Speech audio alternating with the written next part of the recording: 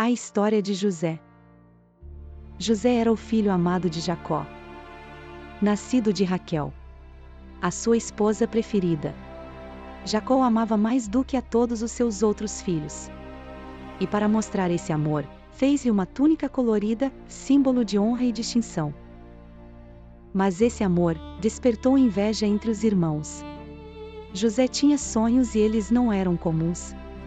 Certa feita, sonhou que os feixes de trigo dos irmãos se curvavam diante do seu. Em outro sonho, o sol, a lua e 11 estrelas se inclinavam perante ele. Essas visões celestiais revelavam o futuro, mas os seus irmãos o odiaram ainda mais por isso.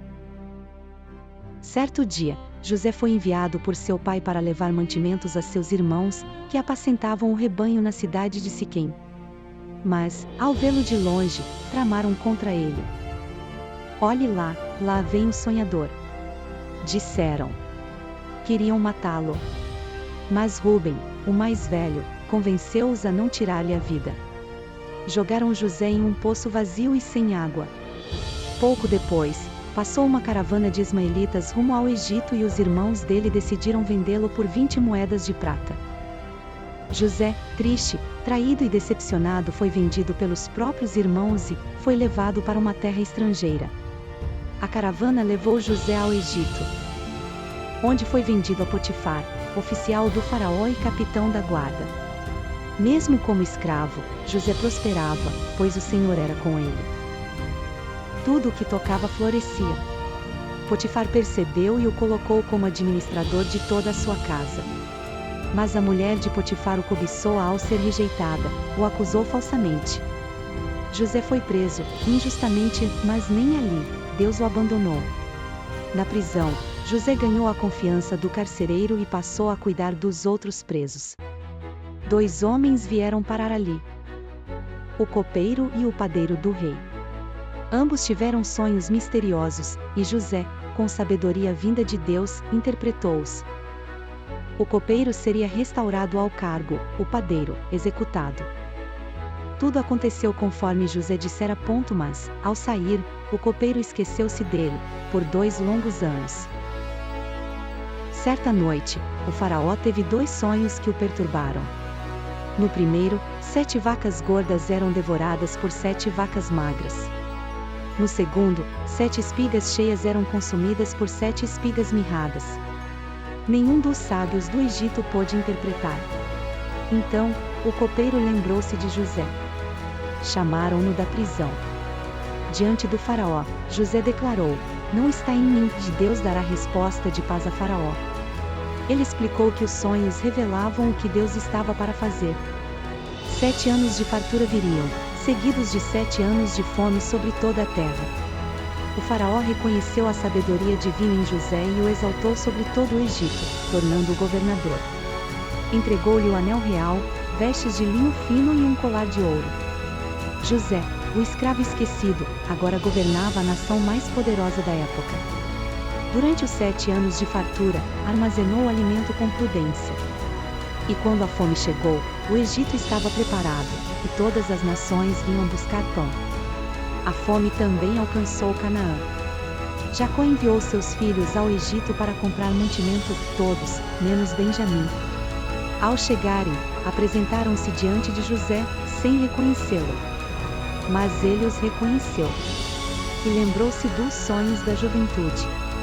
Tratou-os com severidade, para testar seus corações. Exigiu que trouxessem Benjamim como prova de honestidade. Simeão ficou como refém até o retorno deles. Os irmãos voltaram a Jacó e, após muita dor, trouxeram Benjamim ao Egito. José os recebeu com festa, mas ainda não revelou quem era. Ao partir, mandou colocar seu cálice de prata no saco de Benjamim. Logo após saírem, mandou os servos persegui-los e acusá-los de roubo. Quando o cálice foi encontrado, Judá se lançou aos pés de José, oferecendo-se como escravo no lugar do irmão mais novo. Ali, José viu o arrependimento verdadeiro.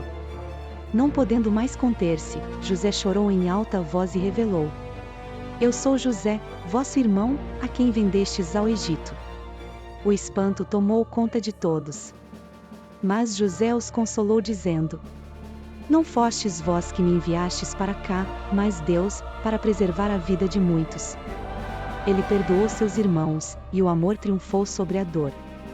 Mandou buscar seu pai e toda a família para viverem em segurança no Egito. Jacó desceu ao Egito e reencontrou seu filho amado. Ali viveu seus últimos anos em paz, vendo o cumprimento das promessas de Deus.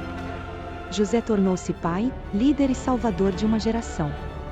Quando seu pai morreu, ele reafirmou aos irmãos: Vós intentastes o mal contra mim, porém Deus o tornou em bem, para conservar muita gente com vida.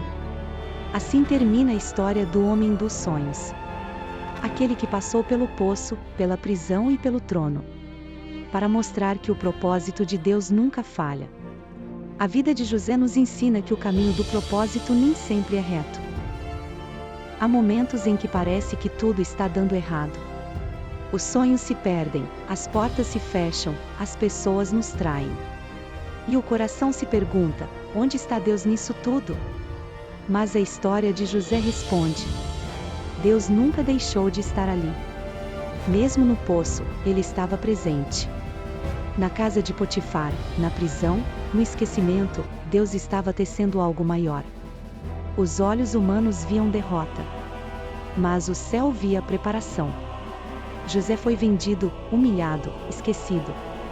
Mas foi justamente nesses lugares de dor que ele foi moldado para o trono.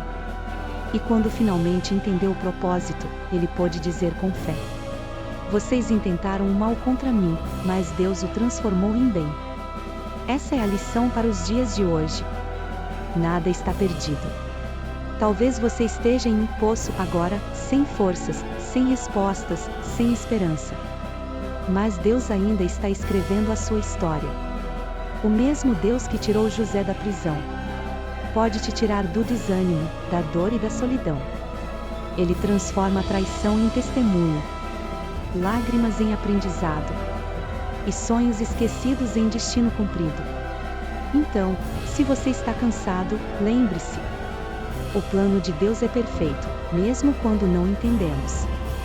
José esperou anos para ver o sonho se cumprir. Mas quando chegou o tempo certo, nada pôde impedir. Espere. Confie. Continue crendo. Porque o Deus que levantou José no Egito é o mesmo que pode levantar você. No tempo certo, no lugar certo. Para o propósito certo. Se você gostou dessa reflexão e se seu coração foi tocado pelas palavras do Senhor, nos ajude curtindo, comentando e compartilhando, para que essa mensagem chegue em outros corações. Deus abençoe a cada um. E até o próximo vídeo.